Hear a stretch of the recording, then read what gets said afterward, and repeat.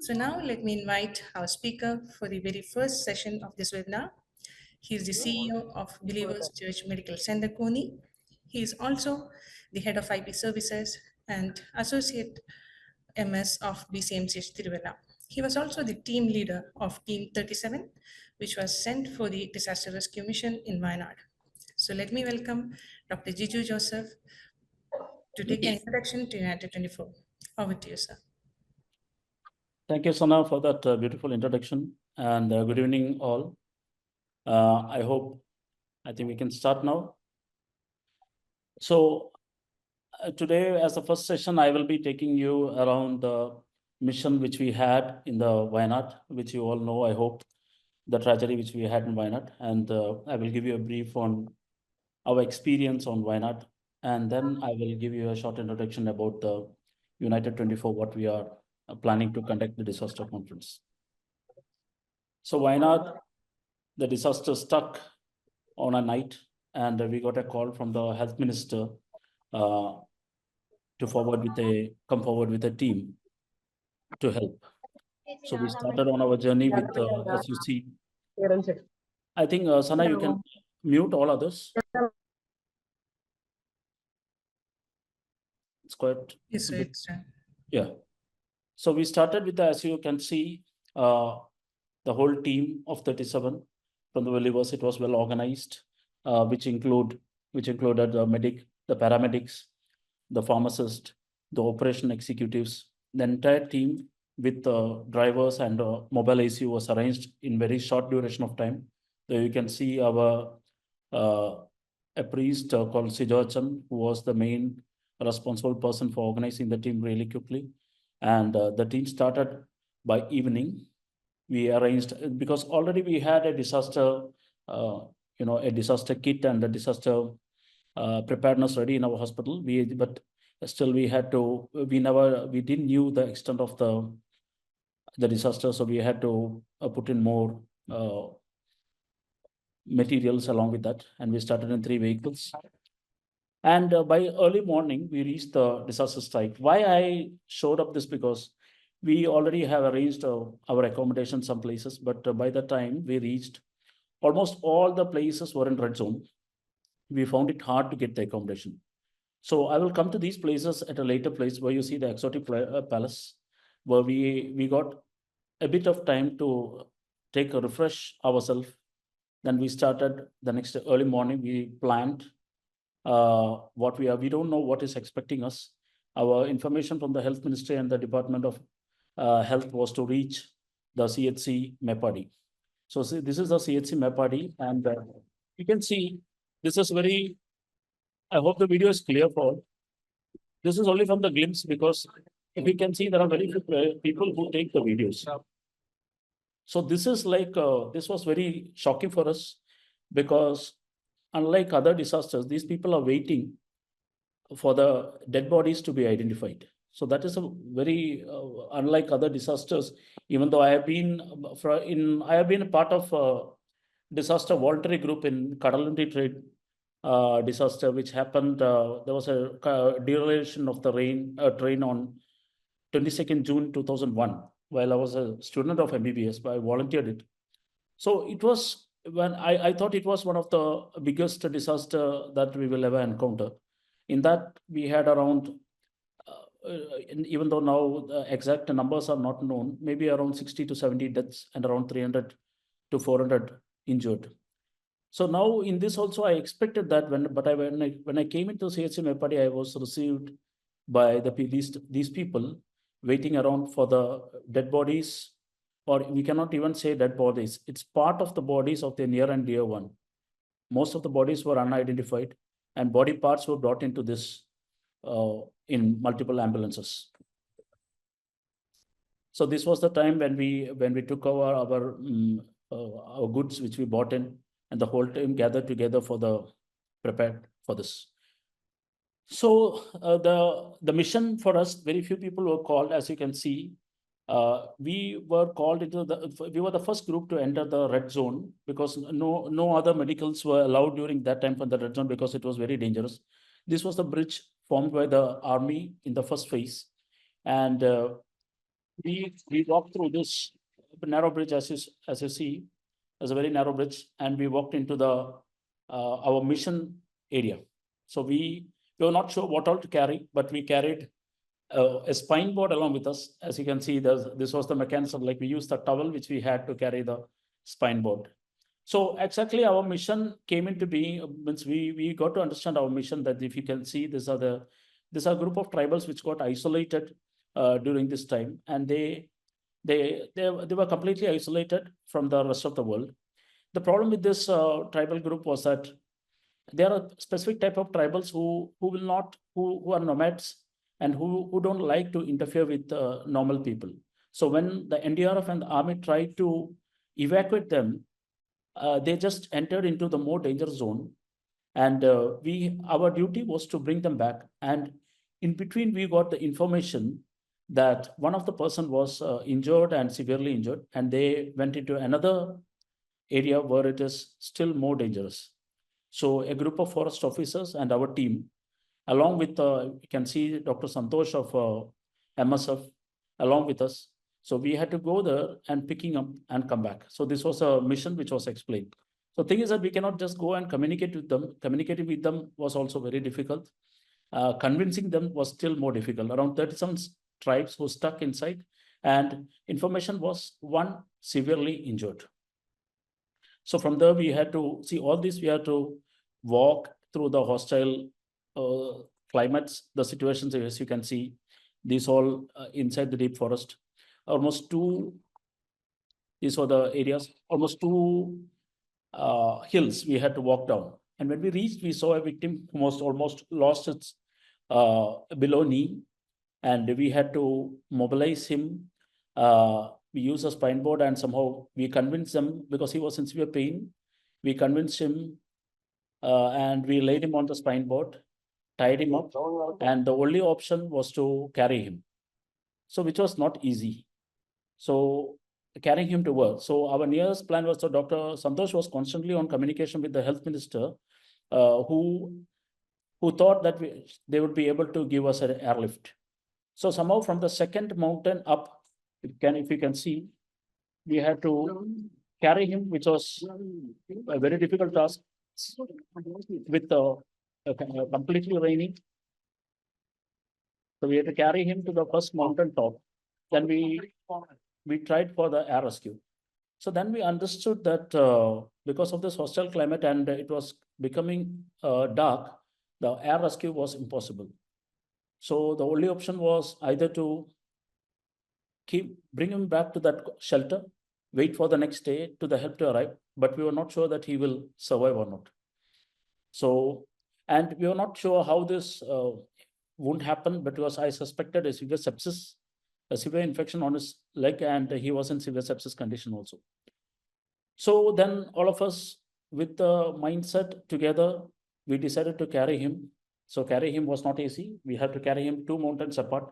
That was around 8 kilometers. So walking through this terrain, we passed through the jungle through around 8 kilometers. We walked. So at last, so walking was not easy. We were never prepared for this. So we didn't had much water facility. We didn't had food. So to cover this 8 kilometers, we took around 6 to 7 hours. That is one hour we were able to walk only 1 kilometer, because it was heavy and many things. So we were completely dry. We didn't have water. We didn't have food. So, and at last we got into the place where we found it was a tourist center. If you can see, there was a shop by the side, which was locked. Nobody, because all were evacuated during that time. We literally had to break open the lock and took some foods or snacks inside there. We got water from there. At last, we saw there's a Google Pay, and we paid the amount to them, and then we continued our journey to reach to our destination. So a lot of things was learned during this. Again, starting without knowing what to do and what is our mission, going to the mission without proper equipment, without proper dresses, without protective gears. The forest was full of leeches, snakes, many things. So lack of water, lack of facilities. Moreover, one main thing which I learned was a group of people. So in such disasters, like people like tribal people, or there are certain communities, we have to consider, even in the during the flood season, most of the time people stuck in the house, and many elderly people refused to come out of their houses because they thought that the floods will be over this night or the next night, and many were stuck inside the house that way. So convincing convincing the community, people, all the people may not be of the same mindset. And again, this extreme uh, difficulties at communication of the language barrier, uh, the cultural barriers, these all were the things which we encountered during this. It took around half an hour to convince them at least to come with us, and you're safe to come with us. These all things required a lot of effort, and as I told, like many lessons learned during this, and again the teamwork, the mindset. If one or two people in our group decided that if they said, doctor, we cannot do this, we cannot carry this person for another 8 kilometers, it would not have been possible. So the whole group, with the same mindset, we decided to take this, and we were able to take the person to safety. So this is one of the incident which I have to share among about the Wayanad incident. And again, coming up, so if you can see in the photo, these are not the very few medicos and a lot of civilian first responders. So we saw the civilian first responders who did a wonderful job in this. It was a real appreciation to all those people who have never got any training, entered and jumped into situations like this on a humanitarian basis. So coming up with this one again, there was small, we had a lot of our groups, other segment of the groups were divided into smaller groups and went into houses, nearby houses, where in which the people who were affected were carried out, and they went over there. And this was another task which was given to us of setting up a medical aid. So when you look at the CHC Mapadi, the incident happened at a place called Churalmala. So this Churalmala, from Churalmala to CHC Mapadi, it's a journey of around 45 minutes uphill.